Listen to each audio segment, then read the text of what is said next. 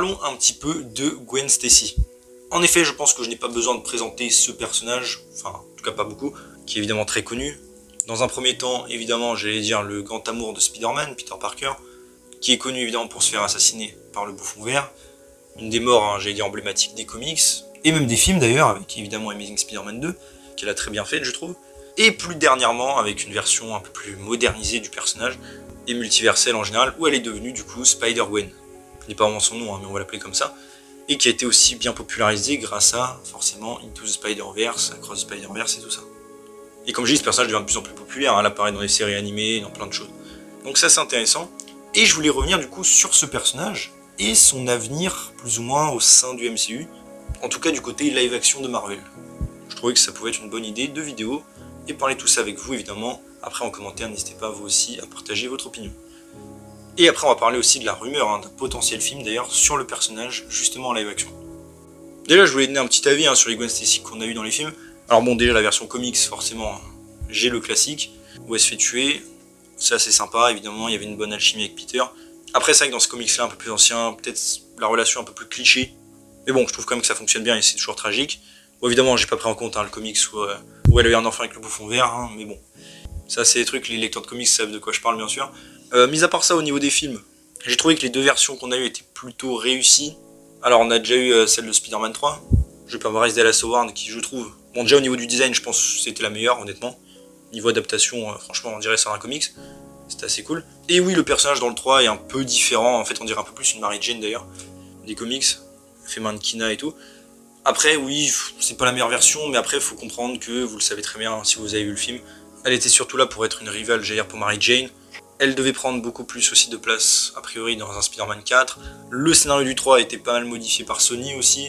À la base, elle devait être dans la bataille finale, enfin bref. Elle a eu beaucoup de scènes coupées, d'ailleurs. Donc, pareil, je peux pas vraiment la juger négativement, puisqu'il y a eu des problèmes. Après, j'aime bien son personnage dans le film, il est sympa, et comme je dis, niveau design, franchement, c'était nickel. Mais encore une fois, bon, du coup, pas très... marquante. Ensuite, on a eu du coup celle, évidemment, plus iconique, je pense, jouée par Emma Stone, dans Amazing Spider-Man, qui pareil, pour le coup, niveau personnage, était parfait, je pense. Bon, même design, mais voilà. Évidemment, c'était, je trouve, comme beaucoup de gens, le gros point fort de la saga des Amazing, la relation entre les deux, qui fonctionnait très bien d'ailleurs. Je trouve plus d'ailleurs dans le 1 que dans le 2, au passage. Je trouve dans le 2, il y a un truc en moins, mais bon, c'est pas très grave. Mis à part sa mort, évidemment, qui était excellente. Et bref, franchement, c'est vrai que l'adaptation des Amazing était littéralement, je trouve, parfaite. Et à part ça, du coup, dans Across the Spider-Verse, enfin Into, elle a été introduite en version Spider-Gwen. Pareil, je la trouve plutôt bien. C'est une bonne adaptation tout simplement de la version Spider-Gwen. Après, comme j'ai dit, personnellement, moi, pour donner mon avis, je suis plus attaché au côté classique de Gwen Stacy. Même si, encore une fois, l'idée d'en faire une Spider-Gwen dans le multivers, c'est toujours un truc un peu marrant et original à faire. Donc bon, c'est toujours cool. Et je trouve en tout cas que son personnage dans le film, enfin les films, est très réussi aussi, surtout dans le 2. Toute sa backstory avec George Stacy, tout ça a été super cool. Donc ça fait plaisir. Et au moins, bon, le personnage est bien traité, en tout cas de ce côté-là. Et du coup, maintenant, passons vraiment au sérieux, j'allais dire, quel avenir pour le personnage au niveau du MCU, au niveau du live action. Alors moi, comme je l'ai déjà dit, je pense que pour Tom Holland, on va en parler de lui bien sûr, ce serait une assez bonne idée de l'avoir. Bon, j'ai déjà donné mon avis dans d'autres vidéos, mais pour moi, la fin de No Way Home était très bien, il faut oublier, selon moi, MJ, joué par Zendaya, l'histoire était terminée. Bon, de ce qu'on sait, de rumeurs, elle va revenir, ce qui est totalement débile pour moi, ça casse tout évidemment l'enjeu. Personnellement, c'est vrai qu'au niveau Love Interest, j'aurais préféré qu'on ait Black Cat dans le film. Selon des rumeurs, elle sera peut-être là, donc ça peut être intéressant. Et en plus, c'est du coup ce qu'on n'a jamais vu en live action. Mais évidemment, comme beaucoup de gens, j'espérais aussi, pourquoi pas une apparition de Gwen dans cette nouvelle trilogie. Peut-être pas en Love Interest au départ, mais qui pourrait le devenir au fur et à mesure. Qu'elle rencontre à la fac, comme pourquoi pas, bon, Harry Osborn, je sais que beaucoup de gens aimeraient le voir dans la nouvelle trilogie. Personnellement, je pense qu'il n'existe pas dans le MCU, sinon on l'aurait vu dans No Way Home, enfin, Norman Osborn aurait trouvé des choses, c'est ce que je veux dire. Donc voilà, j'y crois moyen honnêtement pour Harry. Mais Gwen, franchement, c'est vrai que ça pourrait être cool. Pourquoi pas faire même, j'allais dire, un petit triangle, avec Peter qui pourrait hésiter. Entre déjà, bon, MJ qui regrette toujours et que il aimerait bien évidemment qu'elle se souvienne de lui, même si c'est pas possible, ça pourrait être intéressant. D'un autre côté, Black Cat, qui est plus dans la tentation, évidemment, vous connaissez le perso, mais qui évidemment, vu que c'est une criminelle et tout, il a des problèmes avec. Et de l'autre côté, Gwen Stacy, qui, j'allais dire, est la nouvelle voie, j'allais dire, pour Peter. Et pour son futur. Il passerait à autre chose avec MJ, qui pourrait pas se souvenir de lui. Et Black Cat, qui, pour le coup, est un peu plus toxique pour lui, entre guillemets. Et du coup, ce serait la voie logique. Et même pourquoi pas, alors ça pareil, je sais que peut-être beaucoup de gens ne sont pas pourquoi pas refaire mais après la mort de Gwen Stacy, plus tard. Alors oui, honnêtement, je pense pas qu'ils pourront faire mieux hein, que ce qu'ils ont fait dans Amazing Spider-Man. Je pense pas d'ailleurs qu'ils honnêtement ils oseront le refaire parce que bon, si on a remarqué un truc, c'est que le MCU ne veut pas en général refaire ce qui a été fait avant. Parfois à un niveau complètement stupide d'ailleurs, au point de pas même pas mentionner l'oncle Ben, mais bon, ça c'est autre chose. Donc oui, c'est vrai qu'honnêtement je les vois mal faire ça, mais ça pourrait être cool. Après pareil, quel méchant pourrait le tuer, enfin la tuer, parce que bon, je pense pas qu'on reverra de version genre du Bouffon Vert ou autre dans le MCU à l'avenir. Mais ouais, pourquoi pas un autre méchant qui pourrait la tuer, honnêtement ça pourrait être sympa quand même. Échanger un petit peu. Mais donc comme vous l'avez compris, moi personnellement j'aimerais bien voir Gwen Stacy dans un côté plus classique, plus love interest classique, par rapport au Spider-Man du MCU. Où en gros, bah voilà, c'est la fille intelligente, classique et tout, sans pouvoir, et voilà, qui se fait potentiellement tuer dans le futur. Après, on a d'autres variantes, j'allais dire, qui pourraient arriver dans le style. C'est que selon des rumeurs, vous le savez, un film sur Miles Morales pourrait être en préparation du côté de Sony, mais qui selon les rumeurs dernières pourrait être lié au MCU dans le futur. Alors pareil, bon moi je trouve que c'est peut-être un petit peu tôt hein, pour avoir Miles, mais bon, imaginons. Et aussi ce serait cool qu'ils s'inspirent pas totalement de ce qu'ils ont fait avec Into Spider-Verse pour pas faire redite. Mais bref, j'ai forcément pensé, si on a Miles Morales dans le MCU, pourquoi pas que du coup dans cette version, ce soit lui, on va dire, qui ait sa version de Gwen Stacy. Qu'elle soit avec pouvoir ou sans pouvoir d'ailleurs, mais que du coup ce soit le love interest de Miles et pas de Peter dans cette timeline. C'est ce qui se fait un peu de plus en plus hein, maintenant dans le délire, donc ça pourrait être assez logique d'avoir ça. Et comme j'ai dit, pour moi, si ça devait arriver, ça arriverait vraiment, dans ma logique, assez tard, parce que là c'est trop tôt pour moi pour avoir Miles, mais bon. Mais en soi, ça peut être une hypothèse intéressante et à garder quand même pour la suite, enfin, garder en suspens en tout cas. Et pourquoi pas même que ce soit elle qui meurt, j'allais dire, avec Miles, ça pourrait être intéressant et un peu nouveau. Et enfin, j'allais dire, on a une nouvelle option, encore une fois, qui est en rumeur de développement, c'est que Sony préparerait un film justement, Spider-Gwen, en live action. Et alors ça, encore une fois, bon là, ce serait un peu plus à part du coup, quel serait ce genre de film? Est-ce que ce serait un film qui prend place dans le MCU? Pour le coup, je pense pas. Est-ce que ce serait un film totalement, j'allais dire, Elseworlds, dans le sens où c'est un film à part? Est-ce que ce serait lié à l'univers de Sony, avec Venom, Kraven, Morbius? Perso, j'espère pas. Peut-être dans le monde de Madame Web, qui n'est pas le même monde que Venom et Morbius et tout ça. Après, ils ont déjà trop de Spider-Woman, donc voilà. Mais honnêtement, ouais, un film à part sur Spider-Gwen, je pense que ce serait plus ça qui va arriver, un film totalement indépendant.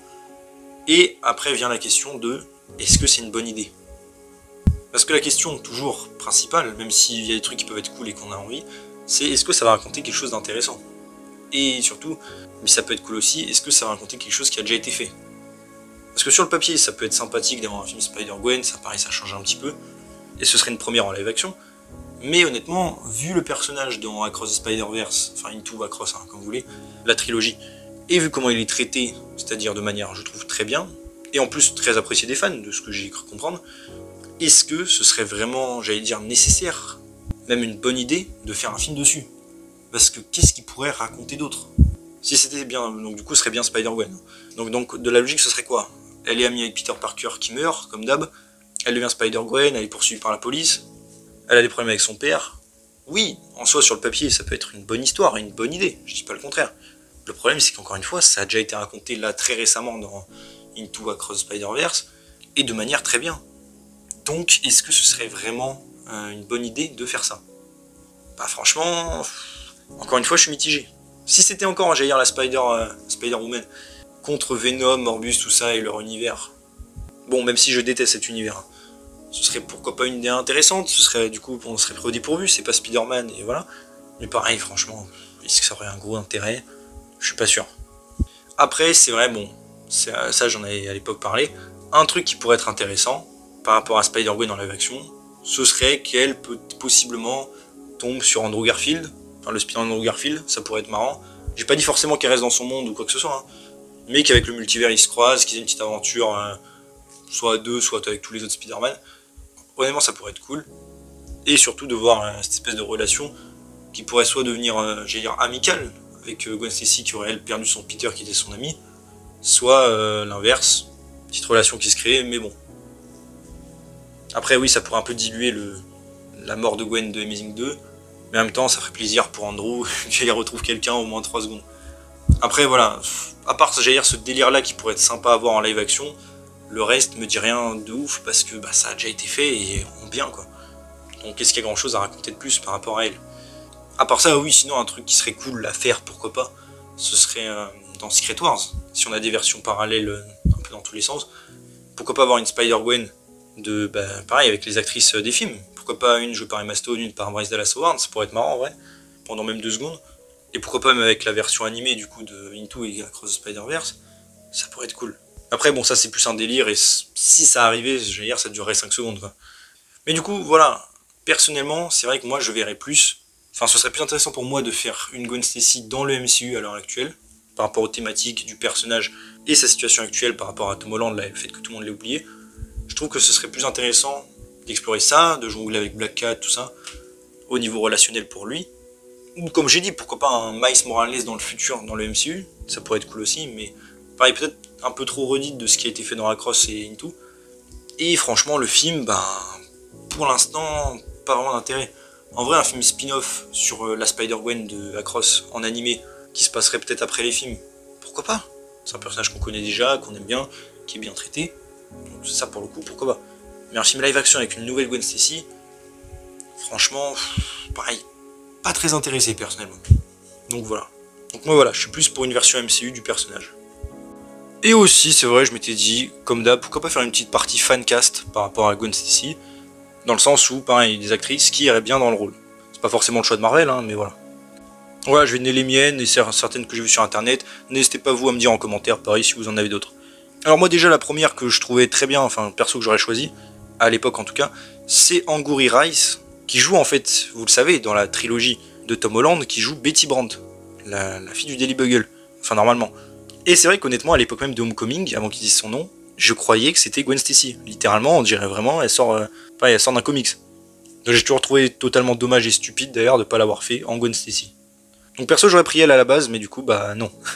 Logique. Mais franchement, c'est dommage. Une autre que j'ai vue, c'est vrai, pas beaucoup par les fans, et que perso, je trouve aussi qui est bien, c'est Millie Alcock, qui joue dans House of Dragon, et qui va jouer d'ailleurs dans Supergirl chez DC. C'est vrai qu'elle, pour le coup, pareil, je trouvais qu'elle rendait très bien. A priori, bon, ce sera dur de la voir puisqu'elle est avec DC en même temps, mais voilà, perso j'aurais validé. On a aussi l'actrice Emma Myers qui était dans Mercredi. Pareil, j'ai vu pas mal de gens parler d'elle pour le rôle. Pourquoi pas, c'est pas la première que j'aurais vue, mais bon, elle ressemble, c'est vrai, elle a le look. Donc pourquoi pas. Il y avait Elle Fanning aussi. C'est vrai qu'il me semble qu'elle se rapproche de l'âge de Tom Holland en plus. Donc c'est vrai que pareil, pourquoi pas. Elle a le look en tout cas. Chloé Grace Moretz aussi, qui est assez connue. Elle, je la vois un petit peu moins, mais bon, pourquoi pas, c'est vrai qu'elle ressemble aussi. Aussi, vous avez remarqué, j'essaie de prendre des actrices pas trop vieilles, entre guillemets, pour le rôle, pour rester dans une logique de fac. J'en ai vu 2 aussi par rapport à Stranger Things qui sont pas trop mal, je trouve. Il y avait Maya Hawke qui joue dedans, mais elle, pour le coup, je la verrais plus. J'en avais parlé dans une vidéo en Malicia, des X-Men. Mais c'est vrai qu'en soi, elle pourrait le faire aussi. Pourquoi pas. Il y avait aussi, pareil, de Stranger Things, Grace Van Dien, mais il me semble qu'elle est fait plus actrice. Mais pareil, bon, c'est vrai qu'elle aurait pu ressembler un peu.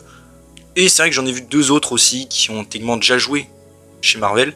Bon, déjà, il y a Anya Taylor-Joy, mais elle, pour le coup, je la verrais plus en Black Cat. Elle avait déjà joué Magic d'ailleurs, hein, mais bon, voilà. Mais comme j'ai dit, moi je préférais plus en Black Cat. Et c'est vrai que beaucoup avaient vu aussi Dove Cameron, qui elle, pour le coup, a déjà joué dans Agent of Shield. Et pareil, du coup, quitte à éviter encore quelqu'un qui a joué de rôle dans la MCU, c'est pour ça. Perso, je la mettrais pas. Et bon, sinon, oui, c'est vrai qu'elle ressemble bien. Mais pareil, elle, je la verrais plus dans un style de Black Cat. Mais voilà. Bon, bref, après, je vais pas toutes les faire, hein, bien sûr. C'était quelques-unes que j'ai vu traîner, qui me paraissaient convaincantes. N'hésitez pas vous à me dire en commentaire si vous en avez aussi d'autres. Ou sinon, pourquoi pas tout simplement prendre une actrice inconnue, hein, bien sûr. C'est toujours bien aussi. Et mis à part ça, comme j'ai dit, si c'était un film live action Spider-Gwen, donc une version alternative, pourquoi pas même reprendre celles qui ont déjà joué. Bryce Dallas Howard, ça pourrait être marrant.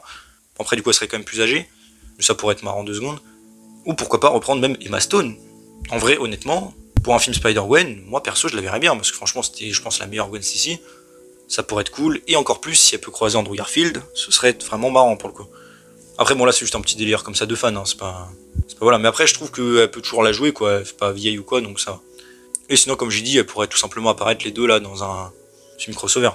Et aussi une actrice, c'est vrai que j'ai pas parlé et qui pourrait la jouer techniquement, pourquoi pas, dans un film Spider-Gwen, techniquement, c'est Hailey Steinfeld, qui en fait la double dans justement les films animés Across et Beyond, Spider-Verse. Donc Jair a fait déjà le rôle techniquement parlant.